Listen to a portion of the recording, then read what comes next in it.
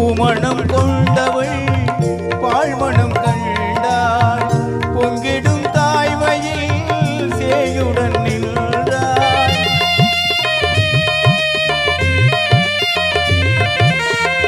பூமணம் கொண்டவள் பாழ்மணம் கண்டாள் பொங்கிடும் தாய்மையில் சேயுடன் நின்றாள்.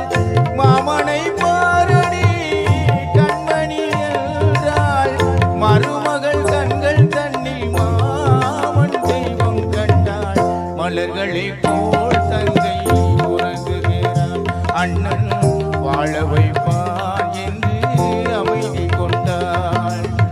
கலைந்திடும் கனவுகள் அவள் படைத்தாள் அண்ணன் கற்பனை